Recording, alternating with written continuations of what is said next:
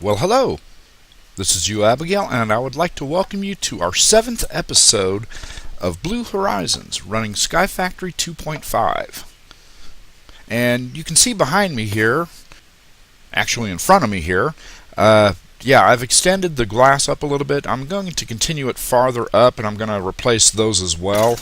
But I'm not sure if I like... Yeah, that's loud. I'm not sure if I like the regular glass texture. I may either use stained glass or I may use the quite clear glass from Ender.io. But I've installed this, this little redstone lamp here just so that we can see when items are passing by. And I have this all covered up completely. And yes, I did make a jetpack. This is only a tier 2 jetpack, so we got limited flight capabilities. We may upgrade that later today, I'm not sure yet. But the items, they travel around, and I made some diamond chests here, and you can see down below here I've got some Ender.io cables set up to sort these items out into these various barrels here. And it's been running for a little while, and I have taken a few resources back already. Also, I built this crafter here. Tier 3, even though we don't need it to be tier 3 for this. But anyway, I'm going ahead and combining all of these into the epic loot bags for the time being, because I still need some of the items at that tier. But also you can see I extended this to a second level. However, on the second level, I'm not using the fans that I used on the first level here. On the second level, let's go ahead and go up here real quick. We'll take out this piece right here. You can see I'm using the conveyor belts here. These conveyor belts are pretty effective, and now that I have more resources to work with, I'm actually able to make them. And yes, there's a slime running around down there somewhere being blown around by that fan. Eventually, I did install some spikes. Was it right here, if I'm correct? Down one more. Yep, right there. So this way, any mobs, I also did it down below as well, so this way any mobs that get pushed into them, like the slime there, will eventually be damaged to the point that it breaks into smaller slimes, because it turns out I was spawning the 3x3 slimes in here, and this is only a 2x2 drop, and they were actually blocking mobs from dropping down. So eventually this slime will hit these spikes, take enough damage, and it will be destroyed. But anyway, we may add another layer to this here. Right now the spawn rates are actually pretty decent as it is. You saw several of them drop there whenever I approached real quick. But we can stand back here real quick and see what all spawns there. We can check the spawn rates.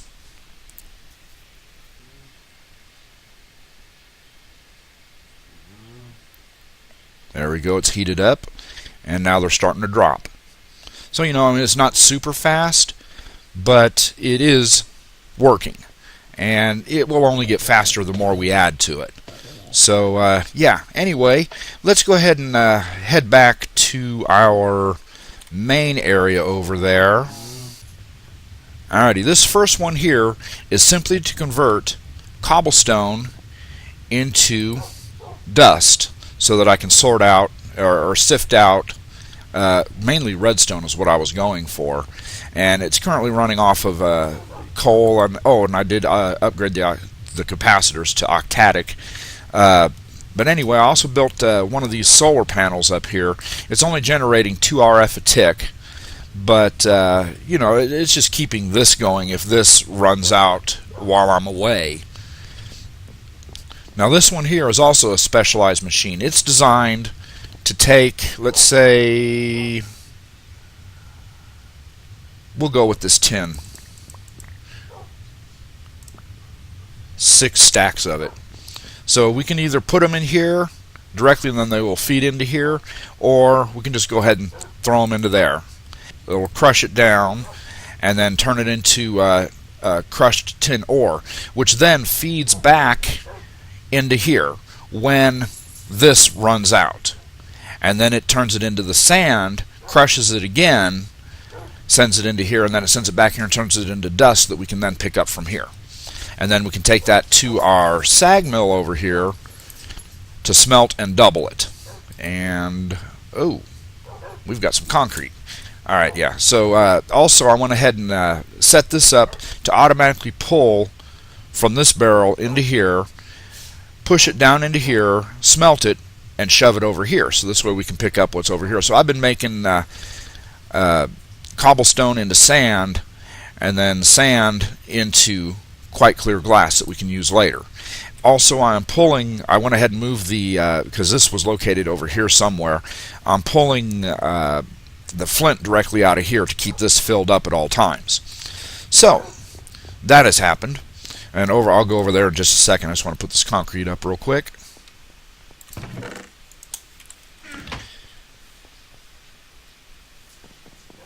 Now over here, we have the beginnings of our Minicio farm.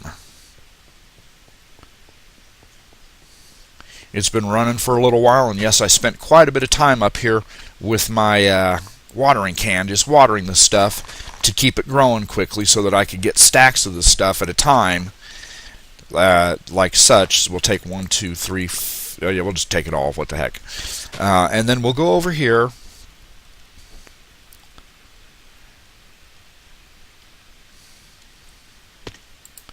And we're going to convert this into Minicio blocks.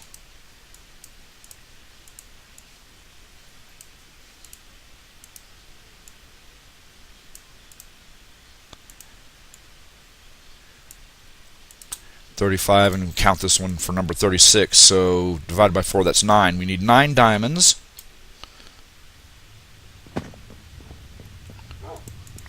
Oops.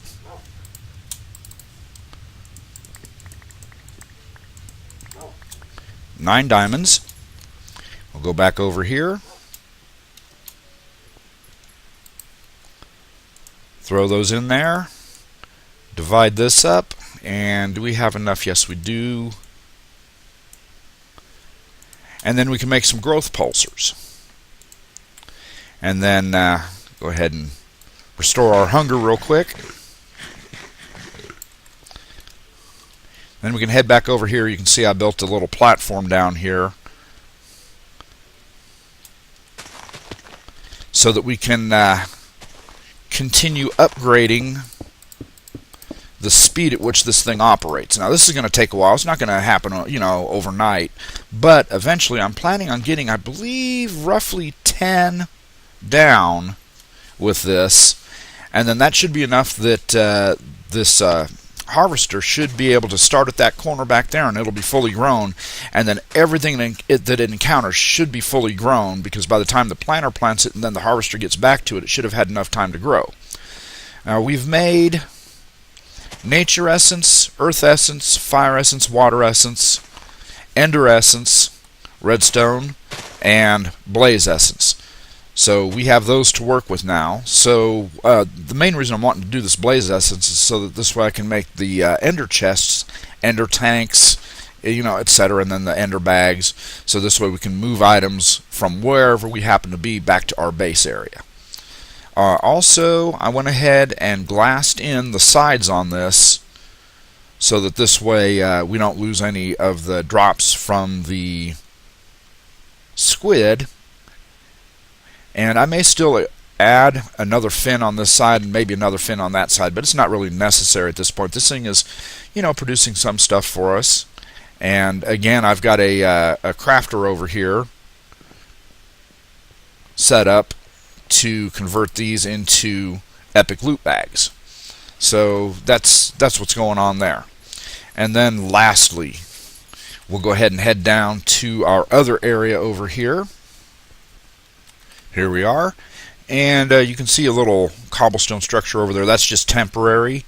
What I've got going on there is I've got a couple of chickens stuck up in there just producing eggs for us. And as soon as this chest fills up, I'm going to go ahead and remove that. And I've been expanding the grass here. I got a little bit of a farm thing going on just to get some stuff. And I had some horses spawn here, which I'm going to go ahead and capture here in a little while and put away, so this way we can have some more stuff spawn. But yeah, I've been collecting fluid cows. So we're going to probably work on setting up some type of automated fluid cow milking system and breeding system off in the distance there. I went ahead and built out this platform, and turns out I ran into a flower forest biome way over there. So I'm thinking I may also set up a flower farm. So yeah, we'll get to working on that stuff in a little bit. But the first thing we're going to need to do is we're going to need to go ahead and make some ranchers and some breeders and some chronotypers. So that's going to be my first order of business. So I'm going to go ahead and take care of that, and I will meet you down there. And here we are all the way out here at the flower forest biome. Yeah, way off in the distance over there is our grass platform where we're spawning our fluid cows, which I have moved here. I went ahead and built a bunch of different machines and brought some blocks here to work with. Yeah, this rain is really, really loud and annoying. 1 minute. There we go, much better. I can now hear myself. Alright, anyway, I went ahead and brought specifically 4 stacks of iron ingots and 4 stacks of stone, because we're wanting to build this thing out here, and I want it to look, kind of factory, not natural. So we're going to build factory blocks. And I do not remember if it's the stone in the corner. Yes, it is. Alright, excellent. So we're going to get, a whole bunch of it. More than our inventory can hold. Alright, anyway, so now we got some factory blocks to work with. And I'm going to go ahead and build a platform so that we can get started. I'm going to do that off camera to save time. Be right back. Alrighty, after a few minutes of building, this is the design scheme that I've come up with. We're going to be using these thick grid glass for our outside windows. This way we can still kind of see in, but it still looks, factory-like. And we're using our factory blocks for our outside walls. And these wire frames with purple for our entrance, along with our hazard lines and our vents. And we're using a brighter colored shiny metal construction block for the most of our interior walls, and like to separate machines and stuff like that. And then we're using this metal frame or steel frame glass here for any viewports that we don't wind up using quite clear glass on. And I'm using this rusty metal plate for the floor with these other rusty metal plates, a darker version, kind of as a border to differentiate between this plate and this plate. But anyway, what we're going to do is we're going to be extending that direction, and of course that direction, and we're going to be making platforms for storing our various fluid cows. And because we haven't sorted them out yet, so there'll be like holding pens, and then maybe a breeding chamber, and then milking chambers that are set up. So yeah, we'll get all that set up over time, But one of the first things we're going to need to do is we're going to need to set up a wheat farm over here, because I really do not care to constantly be transporting wheat from our farms down there to over here. I mean, I realize that I could set up and one of those ender chests, and have a farm way off in the distance, maybe in spawn, constantly filling the ender chest, and then over here just pull out of the ender chest as needed. But I want this to become part of the factory and not lag up our spawn area any. So we're going to go ahead and do a wheat farm, and I'm thinking we'll do this on this side over here. And then we will like pipe or somehow transport with conveyor belts or something, the wheat that's harvested over to our cows for breeding. So I'm going to go ahead and set that up again off camera, because I'm sure you've seen how to set these up. I'll go over it after it's done. I'm going to have to run back and get some radius extenders because I forgot to bring them, and I'd only be able to do a 3x3 farm otherwise. So I'm going to take care of that, and I'll check back with you when this is ready. Oh yeah, I almost forgot about this sand over here, this tin ore dust. We've got almost 2 stacks of it, so we're going to go ahead and throw that over here to be smelted. And we'll throw it right up here so it can be ground up here. into this pulverized tin, and then whenever we come back, we'll have a whole bunch more ingots to work with. I made our upgrades. I went ahead and made these 11 radius increase, and I brought some more dirt with me. I'm still manufacturing it over here in this thing, but once this farm gets going, we'll start actually using a sludge boiler and getting some through that as well. And I still have the dirt essence I could use over there as well. But anyway, I'll meet you back there. Alrighty, well, I have this thing set up now. For the most part anyways. I don't have enough dirt to finish filling it all in yet, but we've got our planter set there where that water is. I'll be adding some more water to keep it hydrated later. We've got our harvester set up, and we've got our radius increase upgrades installed. So what's going on here is we're extracting items that get harvested here. We are sending the seeds both into this chest and over there to the harvester. Any wheat that's harvested gets sent into this barrel here. We'll go back to the other side of this here real quick. Get sent into that barrel there. Our crafter, again tier 3 even though we don't need it, is crafting bread, which gets put into the output slot here. The bread then gets extracted and put into here, into this barrel where it builds up. Behind here I have another Ender IO item conduit pulling the bread from here and throwing it into our redstone furnace that has a trivection chamber upgrade, so it gets double the output of toast.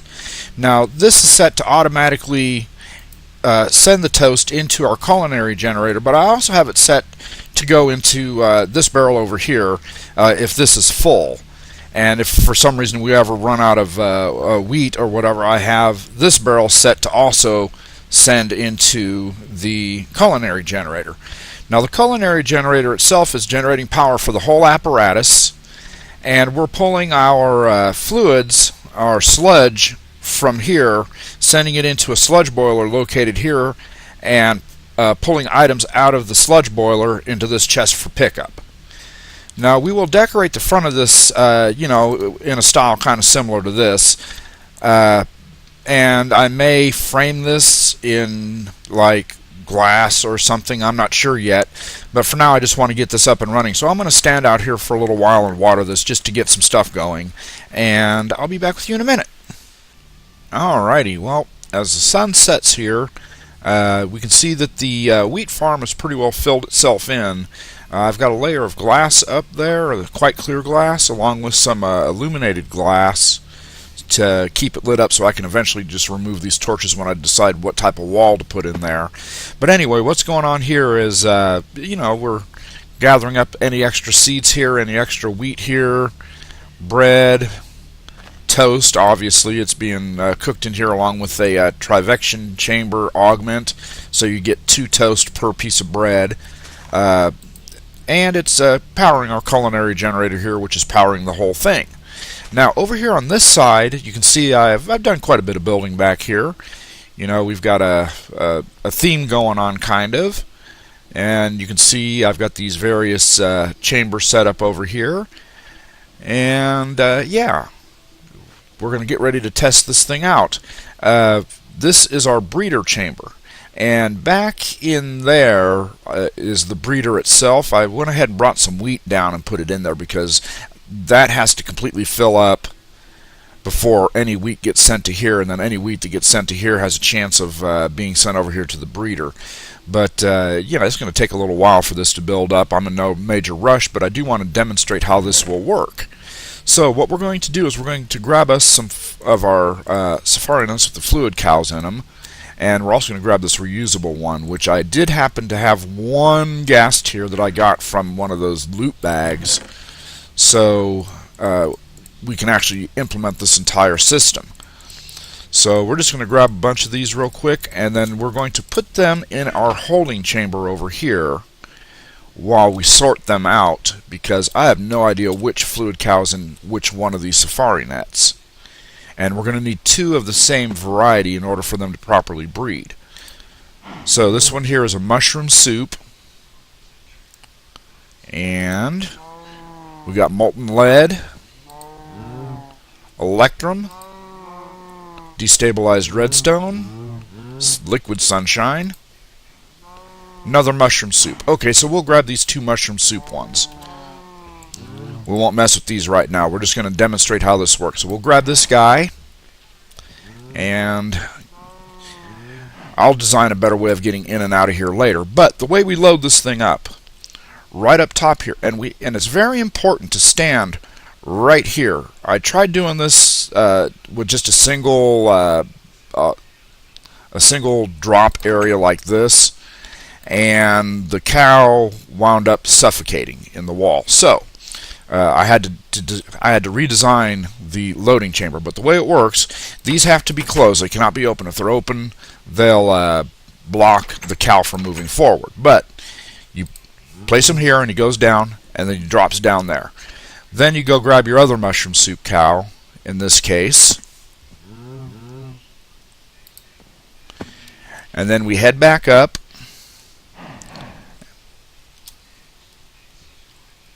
and like I said, I'll design a better way of getting in and out later. Just for now, I just wanted to get this up and running. Stand right here, place him down, and now he's down there. Now, the way this thing works, I currently have the system disabled because we are not actually interacting with it right now. So these two cows got to sit in here for a while. They got like a 5-minute timer or some such. But when the 5-minute timer is up, we can go ahead and breed them. So I will be back with you in a minute.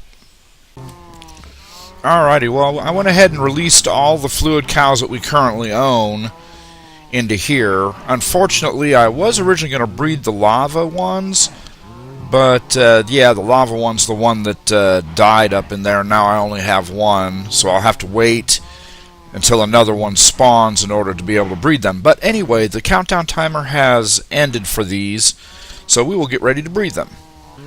So, to breed them, all we have to do is just stand on this pressure plate and let the machine take care of the work. Now it has a countdown timer on it of like 200 ticks. There it goes. And the breeding is done. So, the baby cow, the mushroom soup baby cow is down there right now. It is not going anywhere. However, if we want, we can let it grow up and then continue to breed them up, or we can move them into our holding cell. Am I going to have to move this down by one? Or is it facing the wrong direction? It is facing the wrong direction. Really? Alright, well, let's fix that. So we'll just go ahead and break into here real quick. Actually, no, I do have a wrench here. We'll go grab a wrench. Where is it? Where is it?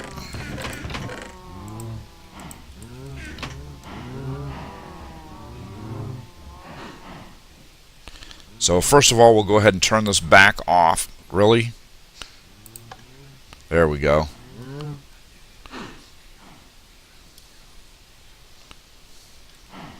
And then we will head down here.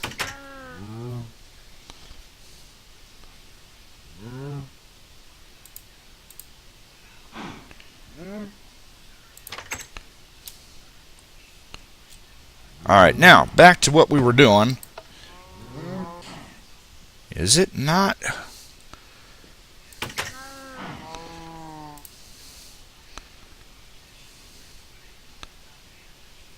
Yep. Alright, well, we're going to have to move it down. It is too high. Live and learn, live and learn. So, yeah, we'll pretend like that didn't happen, and we will breed them now. So, we stand on here until they breed, and there we go. They have successfully bred. We can go ahead and get off of the pressure plate there. Now, we can have as many fluid cows in this one-by-one area as we desire, so we can breed a whole bunch of them at once. And when we're ready to move them, all we have to do is flip the switch, and you'll see, as soon as the little countdown timer on that thing goes, it'll move the baby. And there he goes. Now currently I just have him falling down this long tunnel. I don't have a safe landing for him down there or anything like that, but I will eventually. I'll probably have a second chronotyper down there to move them onto a conveyor belt to move them into a holding cell. But that's the basics of how this thing will operate. Now, when we finally have a couple of fluid cows that we desire, and I'm not sure if this is going to be safe to use, so let's see, cloud seed, good enough. Those are ones I don't care too much about. We'll go ahead and see if we can move these guys into here safely or not. And I'm assuming, yes, we can. Good. So we'll move the 2 cloud seed ones into the same pen.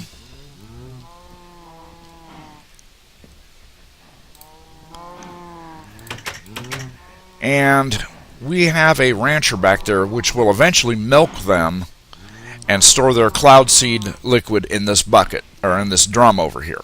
So, yeah, we'll wait for that, and I'll be right back. Alrighty, it should be just about ready to milk them. Just waiting on the timer. Hello. There we go. And done. It has now successfully milked them, and we now have our cloud seed going into our drum here. And yeah, that is relatively successful. So I do not currently have a way to disable this, although I may go ahead and add a lever right here with an insulated redstone conduit leading back here to the rancher that I have set up back here, so that this way we can disable the automatic milking. But yeah, we can do that later. So for now, I'm going to go ahead and say that this is pretty much done. I'm going to go ahead and vein mine this real quick. There we go, get that out of the way. And we will call this done for today. Aside from, a few little minor mishaps, yeah, relatively well. I mean, got quite a bit done, actually. So, let me get away from them noisy cows real quick. I do hope you enjoyed this episode, and I thank you for watching. I look forward to seeing you in the next one. Until then, this is UOAbigail saying, have a great day.